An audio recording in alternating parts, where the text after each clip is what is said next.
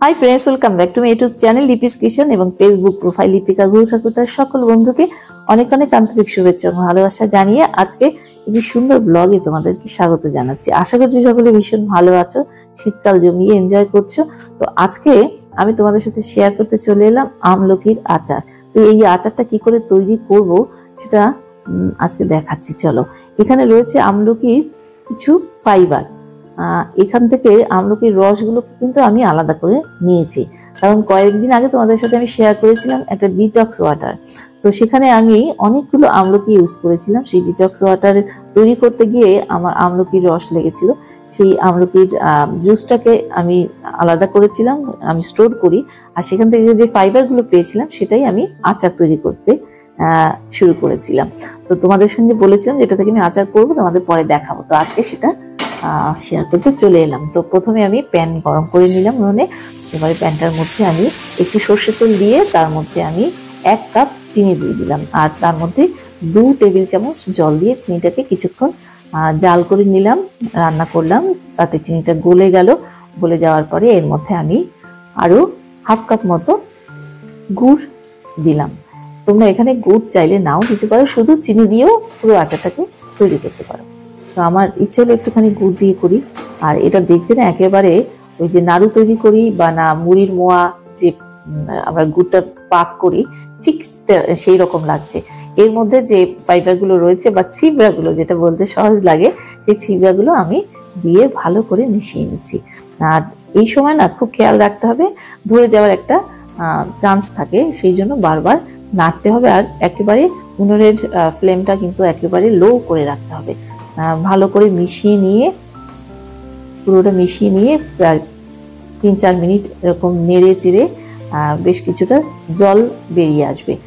আর তারপরে এর মধ্যে একে একে অন্য সব যে মশলাপাতিগুলো রয়েছে সেগুলো আমি অ্যাড করছি। এখানে আমি একটা পাতিলেবু পুরো রসটা দিয়ে দিলাম, কারণ এখানে আমার আমলকির যে ফাইবারটা রয়েছে তাতে কিন্তু আমলকির রসটা না, জুসটা নেই, কারণ জুসটা আমি আলাদা করে রেখেছি অন্য কাজ করব বলে, যে ডিটক্স ওয়াটার রেগুলার তৈরি করতে আমার লাগে সেখানে, সেই জন্য তাতে একটুখানি রস কম বলে আমি একটু টকটা কমে গেছে, সেই জন্য আমি একটা পাতিলেবুর রস দিলাম। আর এখানে দিলাম 1 চামচের একটু কম নুন দিয়েছি। এই পরিমাণগুলো নিজের একটুখানি টেস্ট অনুযায়ী দিও, তাতে সুবিধাই হবে। আমি আমার মতন করে দিয়েছি, দেখতে পাচ্ছ, যতটা মনে হচ্ছে সেই আন্দাজ মতো আমি বলছি। এখানে 1 টেবিল চামচ আমি আবার কাশ্মীরি লঙ্কার গুঁড়ো অ্যাড করলাম। তারপরে আবার ভালো করে সমস্ত জিনিসগুলো মিশিয়ে দিলাম। আর উনুনের ফ্লেমটা কিন্তু একেবারেই বাড়ানো যাবে না, একটু কখনো মিডিয়াম কখনো লো, এটা বুঝে বুঝে করতে হবে। তো এই সময় একটু ধরে যাওয়ার চান্স থাকে। আমার না কোনো জিনিস ফেলে দিতে ভীষণ খারাপ লাগে। আমি সময় পেলেই যে জিনিসটা দিয়ে কিছু করা যায় সেটা চেষ্টা করি। এটাকে আমি ফেলে দিতেই পারতাম, আমলকির এই ফাইবারগুলোকে, তো ফেলে না দিয়ে সুন্দর একটা আচার তৈরি হয়ে গেছে। এটা আমি এরপরে আমি আরো আমলকির জুস বের করেছিলাম, সেখানে আমি আরো তারপরে আচার তৈরি করেছি, সেগুলো আর ভিডিও করে নিই, যেহেতু একই রেসিপি। তো সেখানে আমি কিন্তু ওই গুড় দেইনি, পুরোটাই আমি চিনি দিয়ে করেছি। সেটার রংটা একটু আলাদা হয়েছে, একেবারে আমলকির যে রংটা রয়েছে কাঁচা আমলকির, ঠিক সেরকম হয়েছে। আর এটা দেখতে পাচ্ছ একেবারে আমরা যে নাড়ু তৈরি করি না, ঠিক সেই নাড়ু তৈরি করার প্রসেসটা তো একই রয়েছে, সেরকম দেখতেও লাগছে। আর এর মধ্যে আমার ঘরে তৈরি করা একটা মশলা রয়েছে, যেটা আমি আচারে ব্যবহার করি। তারপরে কোনো পাঁচমিশালি সবজি, ঘ্যাট যেটা বলে, সেগুলো তৈরি করতে এই মশলাটা ইউজ করি। এর মধ্যে রয়েছে শুকনো লঙ্কা, মৌরি, ধনে, তারপরে 5 ফোড়ন, এগুলো সব একটা শুকনো খোলায় ঢেলে আমি ভালো করে মিক্সিতে ডাস্ট করে এটা কৌটো ভরে রেখে দিই। অনেক কাজে লাগে তাড়াহুড়োর সময়। এরকম নিজের হাতের কাছে থাকলে, আর কেনার জিনিসটা আমার খুব একটা পছন্দ হয় না। আর এর মধ্যে আমি দিয়ে দিলাম গাছ থেকে তুলে আনা একেবারে শুদ্ধ 3-4টে ওই গন্ধলেবু, হ্যাঁ তার পাতা, গন্ধলেবু রাজ বলতে যাচ্ছিলাম, ওর পাতা আমি দিয়ে দিলাম। খুব সুন্দর একটা ফ্লেভার আসে এতে। আগে দিলে এই গন্ধটা নষ্ট হয়ে যাবে বলে একদম নামানোর আগে আগে এটা দিয়েছি।